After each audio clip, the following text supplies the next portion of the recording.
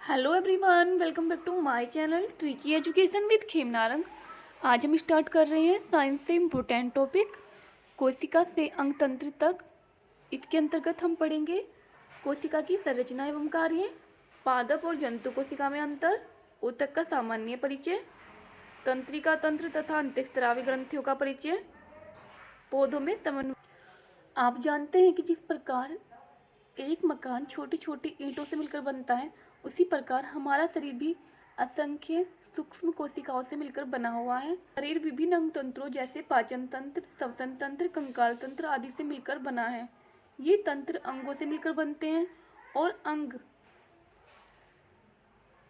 ये तंत्र अंगों से मिलकर बनते हैं जैसे आमाशय, छोटी आंत, नाक, कान, फेफड़े, हृदय आदि। और अंग पुनः छोटी छोटी रचनाओं से मिलकर बनते हैं जिन्हें ऊतक कहा जाता है। ऊतक सबसे छोटी रचना कोशिकाओं से मिलकर बने होते हैं। संसार में अलग अलग प्रकार के जीव हैं जो एक दूसरे से बहुत भिन्न दिखाई देते हैं, परंतु सभी में एक बात समान है कि सबका शरीर अनेक सूक्ष्म इकाइयों से बना होता है जिसे कोशिका यानी कि सेल कहते हैं। अगर हम ईंट की तुलना कोशिका से करें और ईंटों के समूह की तुलना ऊतक से, दीवार की तुलना अंग से और कमरे की तुलना अंग तंत्र से करें तो पूरे मकान की तुलना शरीर से करके इस बात को अच्छे से समझा जा सकता है। कोशिका सेल कोशिका शरीर की रचनात्मक एवं कार्यात्मक इकाई है, स्ट्रक्चरल एंड फंक्शनल यूनिट है। इनकी संख्या जीवों में अलग अलग होती है, जैसे अमीबा, पैरामीशियम, युग्लिना आदि जीव एक ही कोशिका से बने होते हैं। ये एक कोशिकीय जीव कहलाते हैं। कीचुआ, हाथी, मनुष्य, बंदर, बरगद आदि में अनेक कोशिकाएं होती हैं, इसलिए ये बहुकोशिकीय जीव कहलाते हैं। कोशिकाओं की संख्या चाहे जितनी भी हो, सभी जीवों में पोषण, उत्सर्जन, वृद्धि, श्वसन तथा जनन जैसी क्रियाएं होती रहती हैं। कोशिका जीवन की आधारभूत संरचनात्मक एवं क्रियात्मक इकाई है। आगे देख लेते हैं। इसमें ये डायग्राम दिखाया हुआ है अमीबा का और पैरामीशियम का। आगे ये तो हम पढ़ ही चुके हैं कि जीवों के शरीर को बनाने वाली सबसे छोटी इकाई कोशिका है जिसमें जीवन के सभी कार्य होते हैं।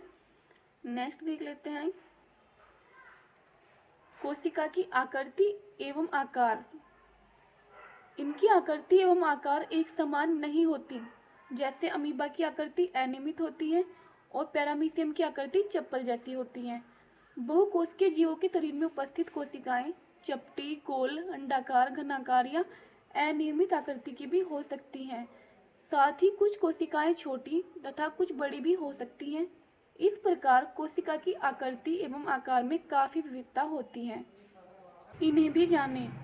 सबसे बड़ी कोशिका शुतुरमुर्ग पक्षी का अंडा है। सबसे छोटी कोशिका माइकोप्लाज्मा नामक जीव की होती है। सबसे लंबी कोशिका तंत्रिका कोशिका होती हैं जो 1 मीटर तक लंबी हो सकती हैं। यह मस्तिष्क में पाई जाती हैं। नेक्स्ट है कोशिका की संरचना, स्ट्रक्चर ऑफ सेल। कोशिका की संरचना का अध्ययन करने के लिए सूक्ष्मदर्शी यंत्र की आवश्यकता होती है। कोशिका को सबसे पहले वैज्ञानिक रॉबर्ट हुक ने सन 1665 में देखा था। इन्होंने स्वयं के बनाए हुए सूक्ष्मदर्शी से कोशिका को देखा था। सामान्यतः एक कोशिका में कोशिका झिल्ली, केंद्रक तथा कोशिका द्रव्य नामक 3 भाग होते हैं और इसके अलावा अनेक छोटी छोटी रचनाएं भी दिखाई देती हैं जिन्हें कोशिकांग कहते हैं। नेक्स्ट देख लेते हैं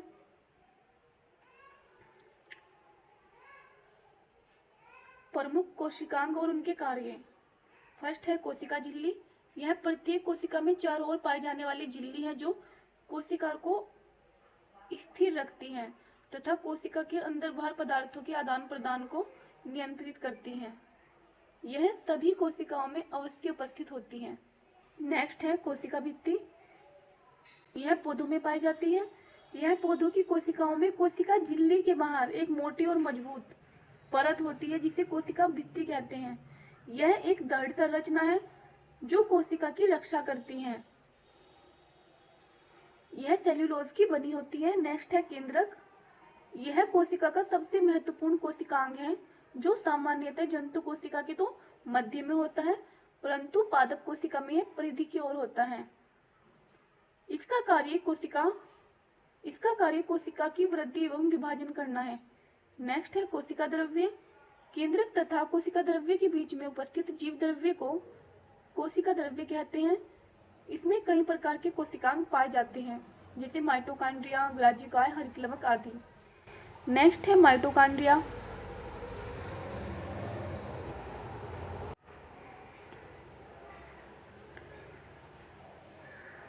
यह बहुत ज़्यादा इम्पोर्टेंट है क्योंकि यह श्वसन क्रिया में भाग लेकर ऊर्जा उत्पन्न करता है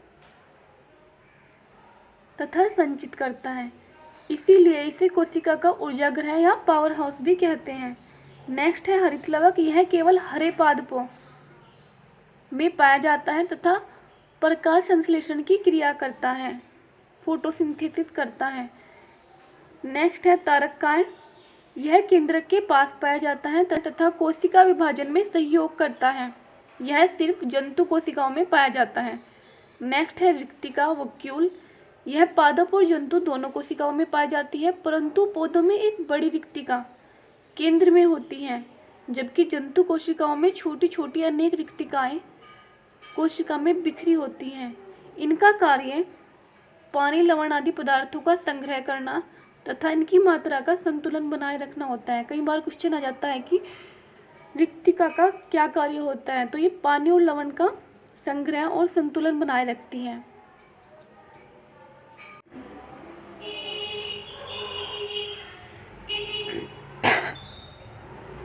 नेक्स्ट है ग्लाजिकाय। यह पदार्थों का संश्लेषण, भंडारण व स्त्रावण करना इनका प्रमुख कार्य है। लाइसोसोम। यह कोशिका में आने वाले पदार्थों को पचाने का कार्य करते हैं। इसको कोशिका की आत्महत्या की थैली भी बोलते हैं। नेक्स्ट है राइबोसोम। ये प्रोटीन संश्लेषण यानी कि प्रोटीन सिंथेसिस में सहायक होते हैं। नेक्स्ट है अंतरपरिद्रव्य जालिका। यह जटिल जाननुमा संरचना होती है जो कि केंद्रक से जुड़ी होती है। यह केंद्रक झिल्ली व कोशिका द्रव्य के बीच संबंध बनाती है और प्रोटीन संश्लेषण में सहायता करती हैं।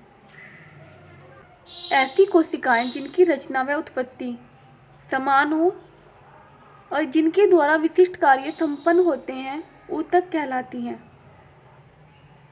अब देख लेते हैं प्लांट टिश्यू, प्लांट ऊतक। आप जानते हैं कि जंतुओं में लंबाई में वृद्धि एक निश्चित आयु तक होती है, परंतु पौधों में वृद्धि जीवन भर होती रहती है, जिससे नई शाखाएं बनती हैं।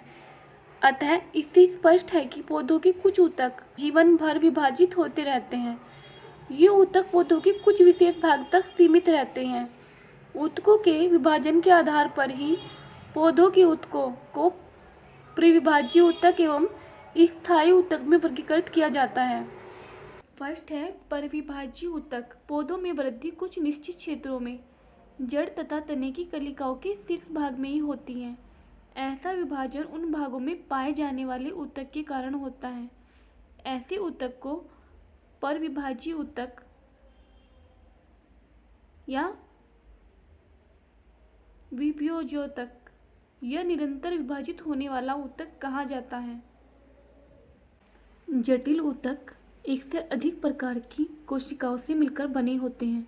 इन्हें संवहन ऊतक भी कहते हैं। जाइलम और फ्लोएम जटिल ऊतकों के उदाहरण हैं। नेक्स्ट इंपॉर्टेंट है पादप ऊतक के कार्य। पादप ऊतक के कार्य पौधों की जड़ों द्वारा अवशोषित जल और खनिज लवण को पत्तियों तक पहुंचाने का कार्य जाइलम ऊतक करते हैं। पत्तियों में निर्मित भोज्य पदार्थ पौधे के विभिन्न अंगों तक पहुंचाने का कार्य फ्लोएम ऊतक द्वारा होता है। इसे याद रखने के लिए आप याद रखेंगे कि फूड और फ्लोएम। फूड किसके द्वारा पहुंचाया जाता है? फ्लोएम द्वारा। और जल और जाइलम, जैसे हो गया है जल और जाइलम, और फैसे हो गया फूड और फ्लोएम। तो आप यहाँ से ही याद रख सकते हैं जंतु ऊतक कार्य के आधार पर कई प्रकार के होते हैं। फर्स्ट है एपिथीलियम ऊतक। एपिथीलियम ऊतक शरीर और अंगों के बाह्य स्तर बनाते हैं। यह ऊतक पूरे शरीर का बाहरी आवरण बनाता है। इसे आवरण ऊतक भी कहा जाता है। खोखले अंगों जैसे मुख, गुहा, आमाशय, आंत, श्वास नली, फेफड़े, रक्त नलिकाओं आदि की भीतरी सतह भी इसी ऊतक की बनी होती है। नेक्स्ट है संयोजी ऊतक। संयोजी ऊतक विभिन्न अंगों को जोड़ते हैं और सहारा प्रदान करते हैं, जैसे अस्थि, रक्त आदि। संयोजी ऊतक शरीर के विभिन्न अंगों को एक दूसरे से तथा एक ऊतक को दूसरे ऊतक से जोड़ने में मदद करते हैं। ये ऊतकों के बीच के स्थान को भरने, दृढ़ता प्रदान करने में भी सहायक होते हैं। संयोजी ऊतक कई प्रकार के होते हैं, जैसे अंतरालीय ऊतक। ये त्वचा के नीचे पेशियों के बीच में तथा रक्त वाहियों एवं तंत्रिकाओं के चारों ओर पाए जाते हैं। अस्थि एवं उपास्थि। अस्थि सबसे कठोर ऊतक है। इसमें कैल्शियम तथा खनिज तत्व पाया जाता है, जिससे इसमें दृढ़ता आ जाती है। यह शरीर को ढांचा प्रदान करने में योगदान देता है। उपास्थि लचीला होता है, जैसे बाह्यकरण उपास्थि का बना होता है। रक्त। यह एकमात्र ऊतक है जो तरल अवस्था में होता है, अतः इसे तरल संयोजी ऊतक कहते हैं। रक्त क्या होता है? रक्त तरल संयोजी ऊतक होता है। रक्त का तरल भाग प्लाज्मा होता है। इसमें 3 प्रकार की रक्त कणिकाएं पाई जाती हैं: लाल रक्त कणिका, श्वेत रक्त कणिका और प्लेटलेट्स। और कुछ भी जाने। फर्स्ट है, शरीर में लाल रक्त कणिकाओं की कमी हो जाने को रक्तहीनता या एनीमिया कहते हैं। श्वेत रक्त कणिकाएं रोगाणुओं का भक्षण करती हैं।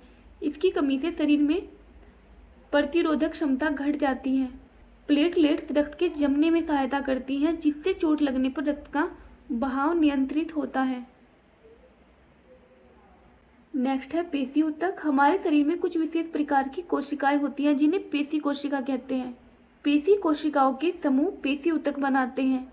ये अंगों को गति प्रदान करने में सहायक होते हैं। जिन पेशियों को हम अपनी इच्छा अनुसार गति करा सकते हैं, उनको ऐच्छिक पेशी या रेखित पेशी कहा जाता है।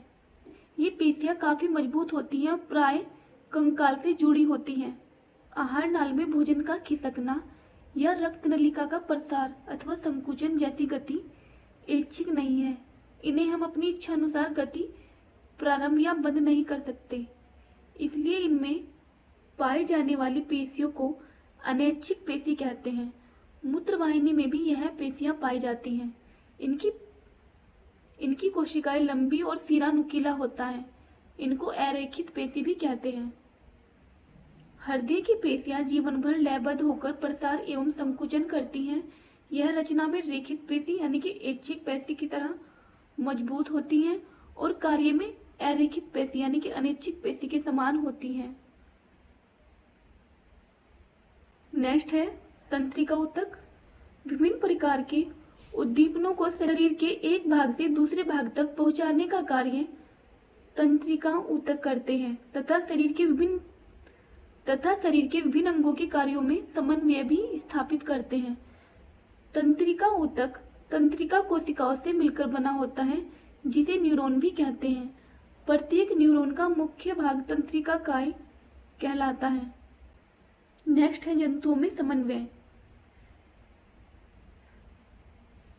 शरीर में होने वाली सभी क्रियाएं एक दूसरे से संबद्ध होती हैं, जिनका आपस में तालमेल तथा उचित समायोजन होता है।